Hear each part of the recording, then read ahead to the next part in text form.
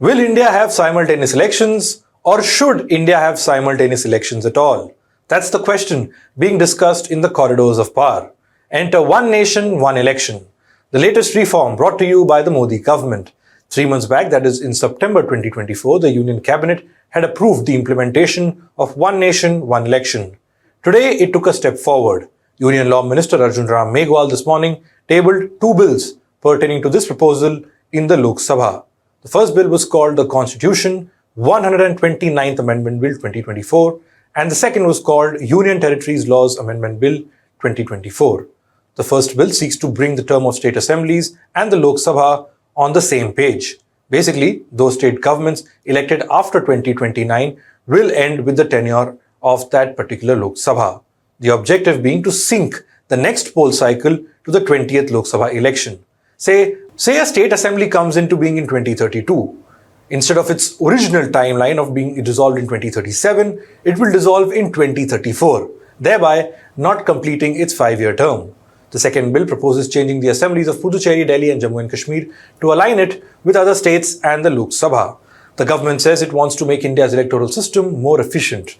The opposition has accused the government of tampering with India's basic structure, and that one nation, one election is unconstitutional. So are simultaneous elections viable, and what does it mean for you, the voter? Hello and welcome, I'm Shubham Chohan. Let's get started. A fairly packed Lok Sabha witnessed fiery exchanges between the opposition and NDA today.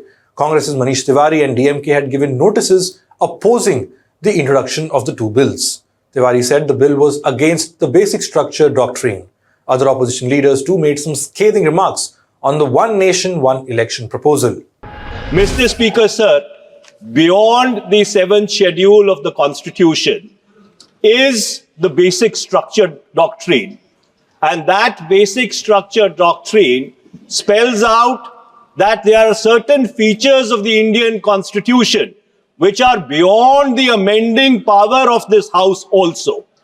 One of the essential features is federalism and the structure of our democracy.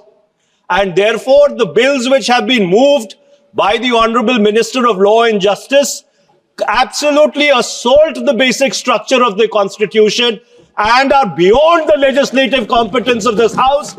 The centre and the states have their own tenures and terms.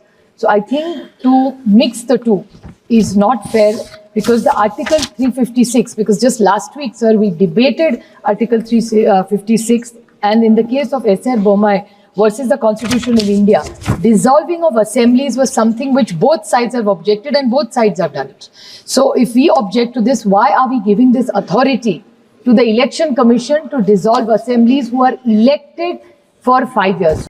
We must remember this. State government and the state legislative assembly are not subordinate to the central government or to the parliament itself. This parliament is having the power to legislate law under the 7th schedule, list 1 and list 3. Similarly, state assembly is having the power to legislate law under the 7th schedule, list 2 and also list 3, subject to that it would not be contrary, so far concurrent list is concerned, it would not be contrary to the Article 254 of the Constitution. Therefore, by this process, the autonomy of the state legislative assembly is being taken away. Home Minister Amit Shah countered the opposition. He said Prime Minister Narendra Modi favoured detailed discussion at every level on the One Nation, One Election bill and wanted it to be referred to a joint committee of parliament. Subsequently, voting was held to formally introduce the 2 bills. Out of 461 votes, 269 MPs voted in favour and 198 against. Reportedly, 32 parties including BJP, TDP, JDU, Shiv Sena are among the ones supporting One Nation, One Election. 15 others like Congress, Trinamool Congress, Samajwadi Party, DMK, NCP of Sharad Pawar and Shiv Sena UBT are opposing it. Even fence-sitters like Jagan Mohan Reddy's YSRCP and BRS have declared support to the Modi government on this legislation. The bill has been sent to a joint parliamentary committee. the JPC is to be constituted based on each party's Lok Sabha number. This committee will be constituted based on each party's Lok Sabha numbers. So in this case, BJP will have the maximum numbers and in all likelihood lead this JPC, as the Modi government looks to build a larger consensus for what is clearly a complex process. So what does One Nation, One Election actually aim to do? Here are some things that you should know. One Nation, One Election is a mechanism under which you would vote for national, state and local level elections all at once, on the same day, if not a phased manner. The Modi government has been toying with this idea for a long time. In 2023, a committee headed by former President Ramnath Kovind was formed. The committee submitted an 18,000-page report to this effect in March this year. The Kovind committee suggested a two-phased approach. In the first phase, simultaneous elections will be held for the national and state elections. In the second step, elections to the municipalities and panchayats could be held within 100 days of holding national and state elections. Proponents of simultaneous polls say it will save time and money, ensure focus will be on governance as parties won't be in election mode 24/7, increase voter turnout. Those against simultaneous polls say regional issues and parties will be overshadowed because national issues or leaders would take center stage. Second, it would in a way tinker with the mandate of the people, because a Lok Sabha or state assembly term would have to be curtailed or elongated to sync it with what would be a new starting point for simultaneous polls. Thirdly, its contradictory nature. For example, what happens if a state or a central government collapses midway? Reportedly, the proposed bill says midterm elections would be held, and whoever forms the new government then will continue for the remainder of the previous house's 5-year term. Basically, by holding midterm elections, you're going back to square one. In fact, if you look at our Constituent Assembly debates too, by-elections and the perennial election cycle was a subject of intense debate.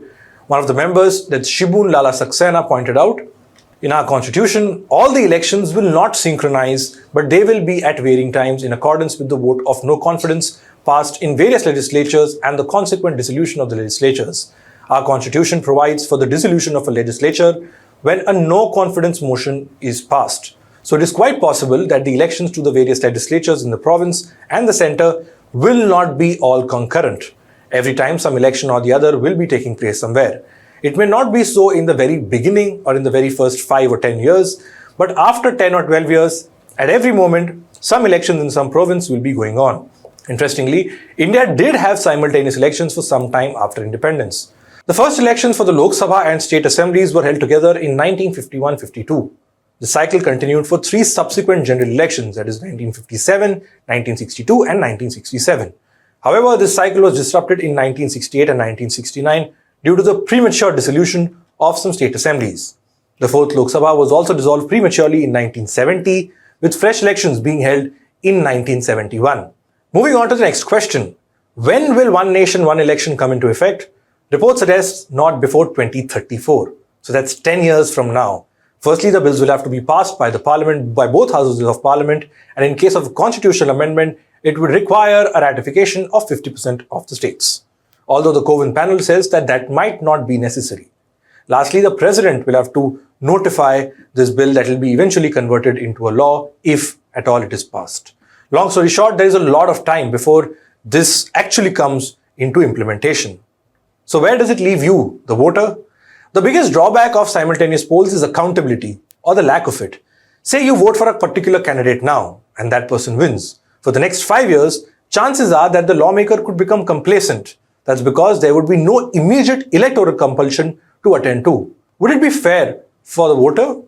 We've seen over the years how immediate electoral tests have forced the government to make some changes to its strategies and policy. Like the farm laws. After a year of farmer protests, the Modi government withdrew the 3 farm laws. This was just months before the Punjab Assembly elections, where a large chunk of protesting farmers came from.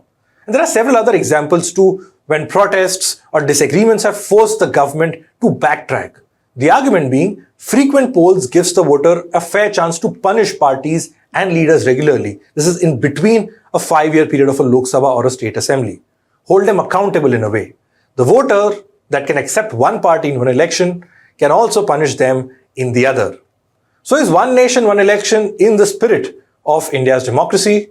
Do let us know what you think in the comment section below. Do like and share this video. Subscribe to HW News for more such videos. Thanks for watching. Stay ahead with our cutting-edge news app. Instantly access the latest shorts in just 1 minute and breaking news in just 50 words. Download now for a smarter, faster news experience.